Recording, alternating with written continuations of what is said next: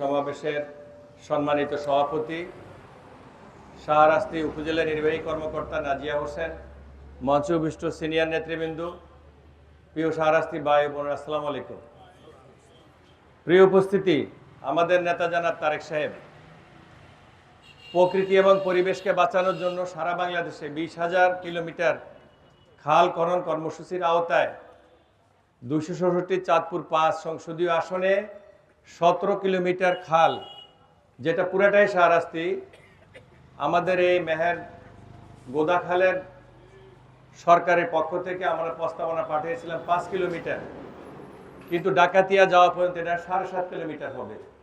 আমরা সকল খাল, যে কোনো খালের কর্মসূচি আমরা দেই। দক্ষিণ দিক থেকে হলো আমাদের ডাকাতিয়াতে আসতে হবে, উত্তর দিক থেকেও যে সমস্ত খাল আমরা কাটবো সব ডাকাতিয়াতে পানি যাবে, কারণ আমাদের এই ডাকাতিয়া দিয়ে আমরা মেঘনাতে যাইতে হয়, মেঘনা তারপরে সাগরে নিয়ে যায় পানিটা, তাই না? শুকনার সময় তো আমাদের খালটা আমাদেরকে মানে তেমন এখানে জোয়ার ভাটার কিছুই নাই, শুধু আমাদের বর্ষার সময় যেন আপনাদের এই রাস্তাঘাট, পোল, ব্রিজ, কালভার্ট, হাট বাজার যেন ডুবে না যায়। আজকে চট্টগ্রাম শহর গত কিছুদিন আগে বৃষ্টিতে মানে প্রায় ডুবে গেছে। কালকে ঢাকা শহরের অনেকাংশ সারা রাত্রে বৃষ্টি হওয়ার পরে প্রায় 1 মিটার মতো পানি, গাড়ি ডুবে ডুবে ভাব। এরকম পরিবেশটাকে বাঁচানোর জন্য আমাদের নেতা জনাব তারেক সাহেব সিদ্ধান্ত নিয়েছেন খাল কাটা কর্মসূচি বাংলাদেশে পালন করতে হবে। জীবন অবাক না করলে কে করবে? 28% মিল্ক ফ্যাটের অবাক করার সাথে ফ্রেশ মিল্ক পাউডার। জীবন অবাক করুক প্রতিদিন। তো ভাগ্য আমাকে এখানে বিভক্তি করতে হয় নাই।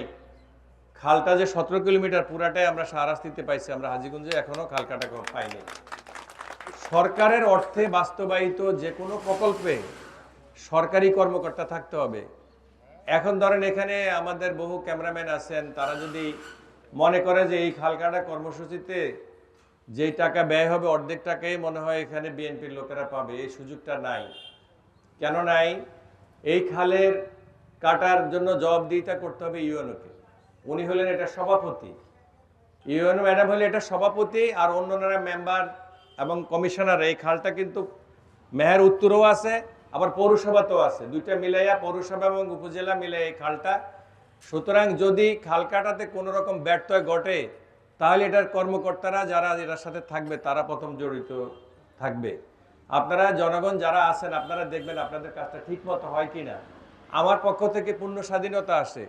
শাহরাস্তি হাজীগঞ্জে হয়তো আগামী আমরা 5 বছরে এখানে হয়তো 1000 কোটি টাকার কাজ করব।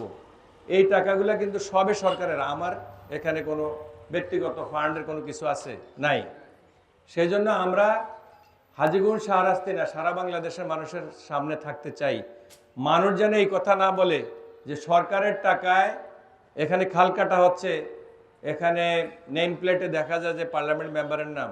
এটা বাংলাদেশের একটা সংস্কৃতি হয়ে আসছে যে পার্লামেন্ট মেম্বার অথবা উপজেলা চেয়ারম্যান, নির্বাহী কর্মকর্তা, এই সমস্ত নামগুলো থাকে।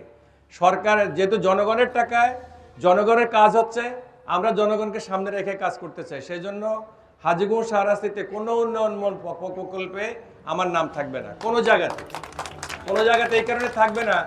এখন আপনারা আমার তালি দিচ্ছেন, অনেক লোক আমার সাথে আছেন, ঠিক সন্ধ্যার পরে আপনারা অনেক লোক থাকবেন না, তখন একজন জনগণের পক্ষ থেকে বলবে আমাদের জনগণের টাকা ওনার নাম থাকার দরকার, এটা ভেঙে ভালো কিছুই করার থাকবে না। এই বেজ্জতি হওয়ার থেকে বাঁচা থাকা অনেক ভালো, সম্মানের সহিত, তাই না? আর এটা ন্যায্য আচরণও না। সরকারের টাকা এখানে প্রকল্প হচ্ছে, আমার নাম থাকবে কেন? কারণ আমার তো এখানে কন্ট্রিবিউশন, এটা জনগণের টাকা, জনগণের জন্য জনগণের সরকারি টাকাটা দিছে। তো জনগণ যেভাবে ভালো থাকে, যেভাবে মানে তাদের জবাবদিহিতার মধ্যে প্রতিনিধিরা থাকে, সেভাবে আমরা আজকে মেহের গোদাখালের উদ্বোধন করলাম। আপনারা যারা যে সমস্ত স্থাপনা আছে, যারা যদি কোনো ক্ষতিগ্রস্ত হয়ে যান, এগুলো নিয়ে আমরা আছি, নির্বাহী কর্মকর্তা আমাদের সভাপতি আছে, এখানে খাল কাটাতে আরও মেম্বার চেয়ারম্যানরা থাকবেন, ওনারা সহকারে আপনার কোনো অসুবিধার সম্মুখীন হলে আপনি ওনাদেরকে জানাবেন।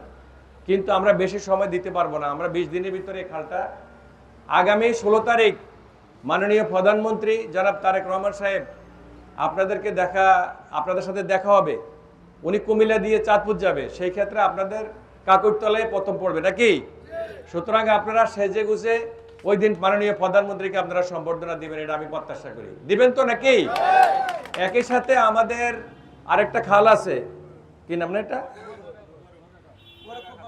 খোদ্দ উয়ারু খাল, এটা আমরা যদি প্রধানমন্ত্রী রাজি হন তাহলে আমরা উয়ারুক বাজারে ওখানে খালটা উদ্বোধন করব। সেখানে আমাদের অনেক দায়িত্ব এবং কর্তব্য থাকবে। মাননীয় প্রধানমন্ত্রী যদি আমাদের এই খালটা উদ্বোধন করে তাহলে নির্বাচনী এরিয়া সম্পর্কে ওনার ধারণা থাকবে। সেজন্য আমি চেষ্টা করতেছি যে কোনোভাবে হোক চাঁদপুরের প্রোগ্রামের আগে যেন আমাদের শাহরাস্তি হাজীগঞ্জ, তার ভিতরে সবসময় শাহরাস্তি প্রধানমন্ত্রী বক্তৃতা দেয়। এবার আমরা চাচ্ছি আমাদের শাহরাস্তিতে দেখ নাকি। এবার আমরা হাজীগঞ্জকে খুব বেশি প্রাধান্য দেই নাই, এবার আমরা শাহরাস্তিকে প্রাধান্য দিচ্ছি। আমরা আশা করি আগামী 5 বছরের ভিতরে আমরা আমাদের ছেলে মেয়েদের খেলাধুলার জন্য, মাদক থেকে বাঁচানোর জন্য আমরা খেলাধুলার আয়োজন করব। ইতিমধ্যে কিছু ফুটবল আমি দিছি, এগুলো ভাগযোগ করে দিবেন। আর আমাদের উপজেলা নির্বাহী কর্মকর্তা নাজিয়া হোসেনকে আমি অনুরোধ করবো, আরো একদিন আমি বলছি, আপনি একজন গানের টিচার নিয়োগ করবেন। আমার সাথে মন্ত্রীর কথা হয়েছে, আমি শিল্পকলা করব। মোটামুটি ভাই বলছে যে এখন একজন টিচার নিয়োগ দিয়ে আপনারা একটা স্থাপনার ভিতরে ক্লাস শুরু করে দেন, পরে আমরা আস্তে আস্তে এগুলা করে দিব। আমরা চাচ্ছি যে মাদক থেকে আমাদের ছেলেপেলেদেরকে খেলাধুলা, গান, শিক্ষা দীক্ষা সকল কিছুতে আমরা ফিরে আনতে চাই। সেই জন্য জনগোষ্ঠীর স্বার্থে আজকে আমরা এই খালটা উদ্বোধন করলাম। আল্লাহ যেন আমাদের এই খাল দিয়ে আমাদের এলাকা যেন জলাবদ্ধতা না হয় এবং আমাদের ফসলাদি যেন ঠিক থাকে, বাড়িঘর দুয়ার গাছপালা সুন্দরভাবে যেন রক্ষা হয়। আর বিশেষ করে মাটিগুলা যেভাবে উঠবে, মাটিগুলা যেন বিক্রি না হয়। এগুলা পাশে, রাস্তার পাশে আর জমির পাশে যদি রাখতে দিতে চায়, কেউ যদি বাঁধতে চায়, তাহলে ওখানে লাগায় যেন একটা জায়গা উঁচু করে দিবেন, যাতে করে ওখানে গাছ লাগাইতে পারে, পরিবেশটা যেন ভালো থাকে। এটা হলো আমাদের অবজেক্টিভ, হলো এই মাটিটা দিয়ে আবার যেন গাছ লাগাইতে পারে। সুতরাং খাল যারা কাটার তত্ত্বাবধানে থাকবেন তারা এখানে গাছ লাগানোর জন্য পরিবেশের কথা এখানে চিন্তা করবেন। তো এই বলে আমি আমার বক্তব্য এখানে শেষ করছি। আমরা আবার চাঁদপুর যাব, মাননীয় প্রধানমন্ত্রী আজকে নতুন করে অনুষ্ঠান সারা বাংলাদেশে উদ্বোধন করবে একযোগে 2:45-র সময়। আরেকদিন ইনশাল্লাহ আপনাদের সাথে দেখা হবে। 16 তারিখের আগাম শুভেচ্ছা এবং অভিনন্দন জানাই, আপনারা যেন প্রধানমন্ত্রীকে বরণ করতে পারেন। আল্লাহ হাফেজ, আসসালামু আলাইকুম।